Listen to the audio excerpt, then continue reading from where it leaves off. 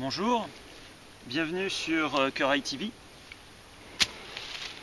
La vidéo d'aujourd'hui va traiter des kits de survie personnalisés et de leurs avantages par rapport aux kits de survie industriels. L'idée de départ, en fait, c'est simplement de proposer pour des personnes qui n'auront pas forcément la possibilité ou qui n'auront pas forcément l'envie d'aller chercher sur internet une base simple, efficace, avec des produits utilisés et reconnus dans le milieu. L'un des premiers kits que j'ai créé a pour base le Cold Steel Bushman. C'est un couteau qui fait assez référence comme un couteau multitâche, robuste et assez bon marché. Alors ce qu'on a fait pour améliorer le bazar, c'est que une faiblesse que je trouvais sur le Bushman, c'était au niveau du manche. Le manche peut être glissant quand on a les mains mouillées, donc on a juste rajouté une drisse traversante, toute simple, de façon à ce que quand on frappe de cette manière, la main est maintenue. Alors après, on s'est servi de l'étui comme base. Alors on a installé les accessoires avec une paracorde qui passe dans le passant de ceinture. La paracorde permet de sortir tous les accessoires, et si jamais la poche s'ouvre accidentellement sur le terrain, tous les accessoires sont maintenus. Le deuxième kit, c'est un kit qui m'a pris énormément de temps au niveau de la recherche par rapport à l'ergonomie. On a fait plusieurs prototypes avec plusieurs marques de couteaux. Au final, on a travaillé avec le Baker BK11 de chez Kabar, donc le Baker Necker. Donc là, kit en format tour de cou. Donc le Baker BK11, concurrent direct de l'Itzula.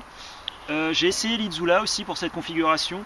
Le problème, c'est que ça faisait un couteau un peu cher des fois pour les débutants. Très bon couteau quand même. Ce qui m'a plu aussi sur le BK11, c'est que l'étui en fait fait vraiment c'est une plus grosse plateforme pour une customisation. On peut enrouler de la paracorde à ce niveau-là, on peut mettre du scotch, de la chambre à air. À la rigueur, si on fait le tour en chambre à air, on peut y loger aussi des pastilles de purification d'eau. Ce qu'on a fait, donc on a mis les mêmes accessoires que sur le premier kit. On a rajouté un peu plus de 2 mètres de paracorde en tressage. Le BK11 bénéficie aussi d'un décapsuleur.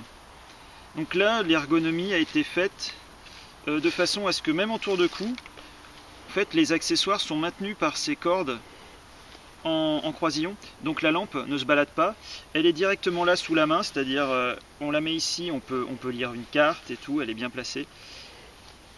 Après, en tirant sur ces tressages, ils arrivent derrière ces rivets et on peut tendre en fait les accessoires qui seront maintenus entre la corde et l'étui du Kabar BK11. Ce qui m'intéressait aussi sur le BK11, c'est que le couteau est suffisamment petit pour être pris en équerre et la lame est suffisamment importante pour permettre de faire quand même des travaux. Enfin, c'est pas un gadget, je veux dire, on va pouvoir travailler sur le terrain. Ici, comparatif avec l'ISI Itzula. Donc l'intérêt de la plateforme BK11.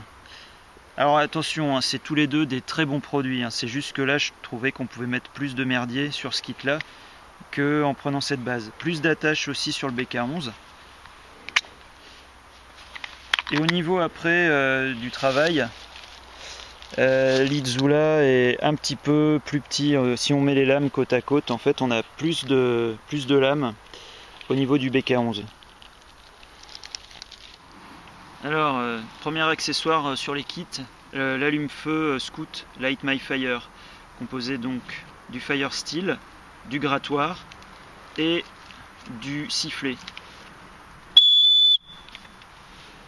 Accessoire numéro 2, la boussole Recta Clipper. L'avantage qu'elle a, c'est qu'elle est démontable. On peut la passer sur un bracelet montre et c'est la seule boussole de cette taille à disposer d'une lunette permettant la prise d'azimut. Dernier accessoire, la lampe de chez Innova. Alors l'intérêt, c'est qu'elle se dégrafe de cette manière, on peut la fixer sur des passants molis. La lampe est démontable, on peut changer les piles. Elle dispose de 3 fonctions. Alors une fonction pleine puissance, une fonction mi-puissance et une fonction SOS.